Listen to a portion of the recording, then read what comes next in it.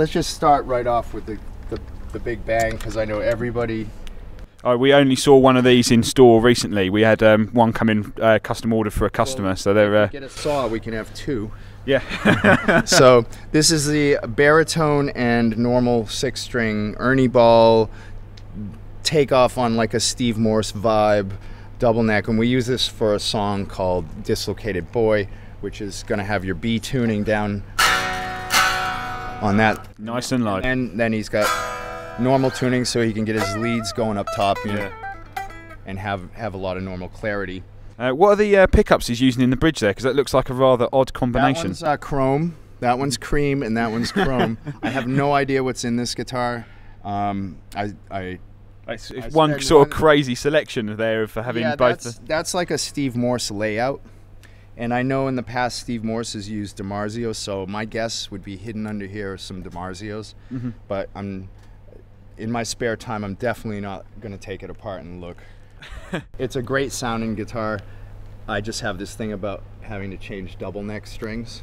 Yeah. You know, it's like some kind of extracurricular activity that it does. There's no spot in the invoice for that. There's no specialized double neck hanger for. No, and I think I'm getting another one for when we go out in the States. So I don't know what I did wrong, but I'm getting. Well, I suppose at least one of them's not a 12 string, so it makes it a little. One of them's gonna be soon, and you know we have other double necks. Right here, this is a 2013 59 Historic that we recently got from Gibson, and it's got an awesome top on it. And yeah, we've seen a few in store, and I mean they're just something else compared to stuff they were doing a few years ago. Yeah, they're really coming together on their neck shapes, and the sound of the pickups are great. Again, I don't know what the pickups that came in it. Yeah, they're like a new custom bucker, like a new custom bucker is what we've been told anyway. Yep, and they're great guitars. I just got one myself a couple weeks ago, and the tops are very reminiscent of the original guitars. That's an incredible top, if I must say. This is amazing. This reminds me of a burst called the Gruen burst that a friend of mine owns in Pittsburgh, and it's a lot of the same kind of flame. But this is a great guitar, and this is our de facto all-skate backup. So if all things go wrong, yeah, I will have it in with capo in different spots through the night as a backup, and also as a standard tuning backup. But the key thing is that we don't use it at all. That means everything's cool. Nah. So it's the if that comes out, then yeah, then there might be a little bit of skullduggery going on up there on the stage. And we also noticed there's just a Hoover. Oh yes, this is for the JB signature rug. So now my main job is first thing in the day to get the Hoover out and make sure that rug is spotless, and it's it's set up for UK use, so we're going to leave it over here. We've got our own in the States. Well prepared. Fits right in the Ultra Case vault. I'm sure many other techs are going to start doing the same thing with their vacuum cleaners. I can see after this video coming out, I'm going to get a lot of people coming in asking for the signature Vax Hoover. I guess I don't know if it's a good brand. So far, it's working pretty good though. And so now we have two vaults with us here. So we change guitars like 13 times during the show, or there's a lot of running around times. So this here is the Dark Morse Ernie Ball. It's a custom shop thing with a reverse headstock and a flamed baked maple neck, and it's quite a common thing to see baked maple now. Yeah, I know. Yeah, and this probably has DiMarzios in it too. This one we keep in drop D for a song called Mountain Time, and it's about having the pinky swells. That's what the idea of this guitar is. And Ball Family Reserve as well, so yeah, it's very nice. We have 3 of these in total, and the chances of that being an issue and needing the second one with us, it's pretty slim. It's pretty slim, and I can get that Les Paul into drop D, within 2 or 3 long sustained notes.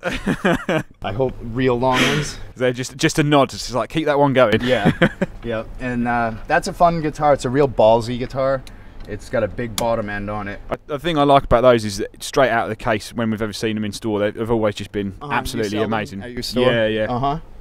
And this is a JB 335 with a little little bit of fun, just in case you forget who you are. You're free to roam with that. Or the audience forget who they're looking at.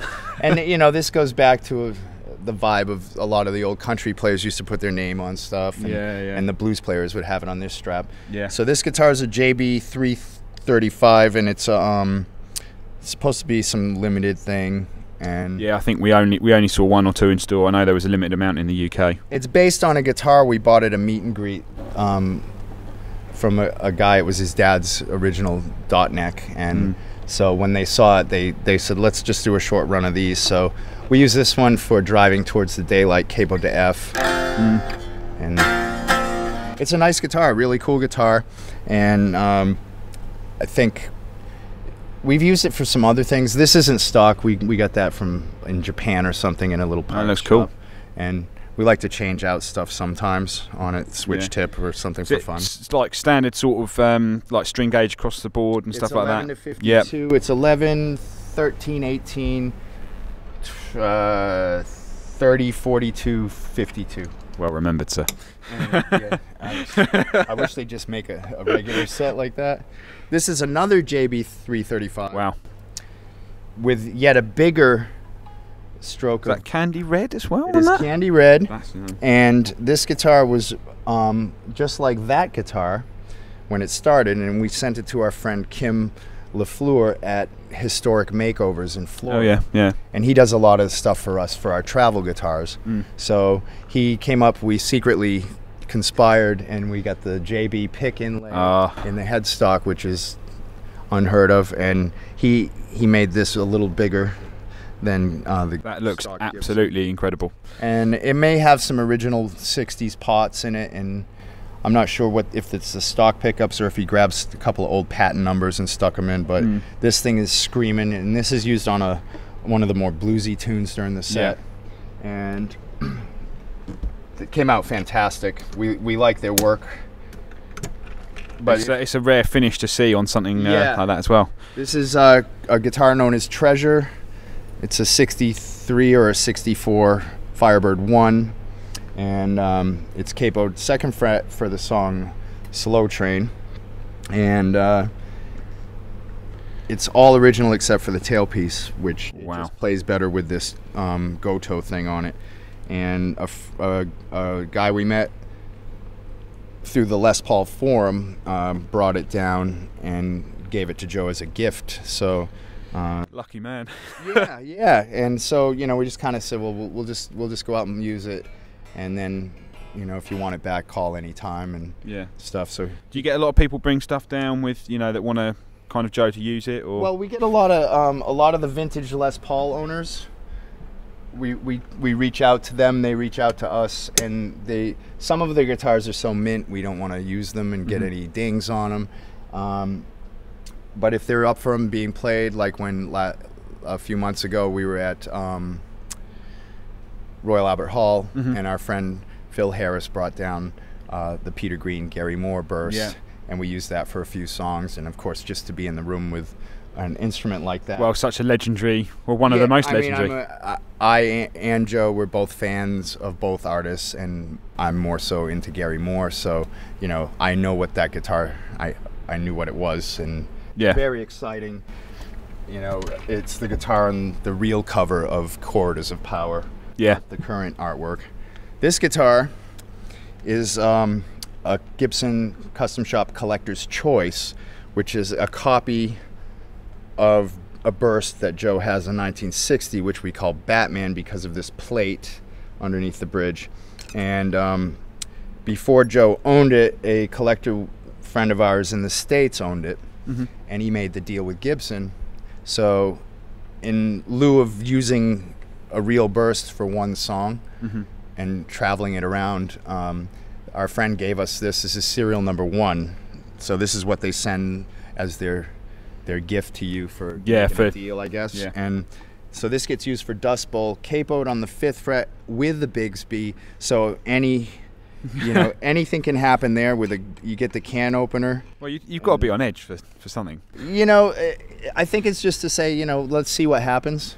But you're breaking all the rules of physics with this instrument. You got the nut, you got the capo, you got the bridge, the steep angle, and then this situation, the 5-speed. You know? Yeah. Great guitar though, and again, these are probably just the stock burst bucker or whatever they put in them. All I've done to it is put a rubber strap lock thing on it and a capo, and it's a great guitar. Straight out of the box. I mean, you know, all of the ones we see are always fantastic. Yeah, they've been doing great work, and you know, we have a really good relationship with the guys at Gibson, and it's a lot of fun to be able to try stuff, and then the collectors are all super cool to us. Well, it's nice, I suppose, for those sort of instruments to actually come out and be used, you know. Yeah, yeah, and so like, you know, we have taken the original guitar on the road before we even had that, and now currently on this trip we have 2 vintage Les Pauls. This one is called the Runt. This is a 1960, and we bought this on tour a while back, and we got it from a store in Germany called Guitar Point that specializes in vintage pieces. Yeah. So this is a later 60 burst.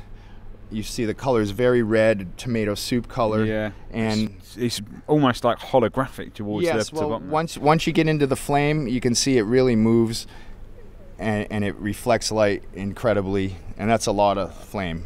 It actually, I don't know how well it's going to come out on the camera, but I'm saying here that really looks like it's pretty crazy. And the other thing about the 60s is the neck was a much thinner profile. Yeah, going up. They changed it later in 60, so we call this the Runt because most people are after a 59 with a 59 neck profile. Yeah, and all this stuff, and it's the run of the litter. But this guitar is something you can't put down. The notes jump right out of it. It's refretted, and it just screams, and we can't. I think you know, everyone always comes in for a 59, but I'm sure if you put that in their hands, it. Oh yeah, I mean, I remember the day we got it, and it was like we had to fight over who was going to get to play it next. You know, we'd just stay up all night playing it. And Joe would have to endure me playing all this crazy shit on it. So what have we got here? This one is another 1960. This is earlier in 60, and you'll see the color is much different. It's more of a honey burst, and it's got quite a bit of flame, but it's also very subtle. And we just got this one about a month ago. And this, in early 60, they were still using the same paint formula as the 59s, so they fade, and that's why those stay red. They changed the dye, so it would be it wouldn't be affected by the UV. Yeah. Because if the sun hits it, it makes a whole. It was aniline dye, I think, wasn't it? Correct. And this one's still got deep cherry color on That's, the back. yeah, amazing. And you can see it's like oranged up a little. Where it's been played. Yep. And it's a great guitar, and this has a full 59 neck profile, and it appears to have stock frets for the era, and just absolutely screaming. Much darker sounding guitar than the bright red one. Seeing quite a few. Are they all just absolutely, everyone just always totally unique? They're all unique.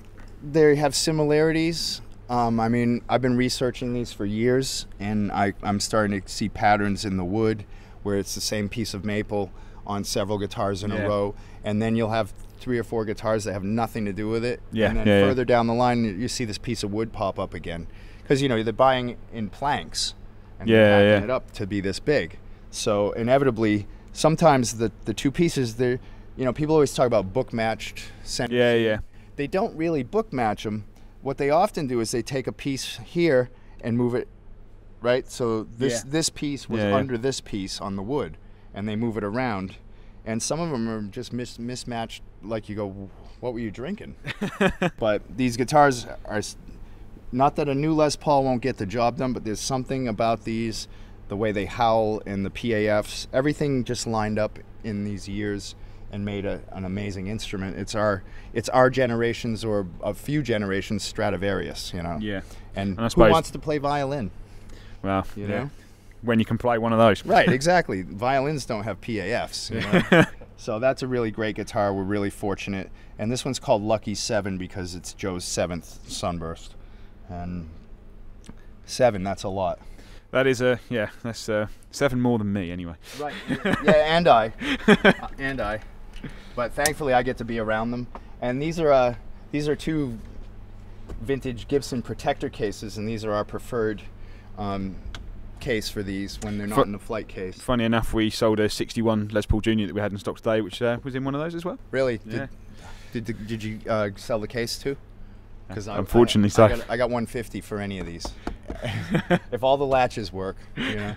But they're a great case because the guitar doesn't move at all. Yeah. And I mean, we're not shuffling them around in an airplane and stuff. This is just for us to carry them around to where we're going to be. Yeah. And, they're super safe. I buy these all the time. I stock up on them. I give them to burst owners as gifts and stuff. Yeah, so yeah. It's kind of fun. And just the set list up there. That's from the other night from Edinburgh. And it'll pretty much be the same tonight. Probably the same guitars. Once we get a plan, we like to stick with it. And, you know, we always have our list of guitars so that our changes are seamless and the show just goes straight through and he's able to just, you know, rip up there. Excellent. And stuff. And like on this set list, you can see it says The Beast, which was Bernie Marsden, former Whitesnake guy.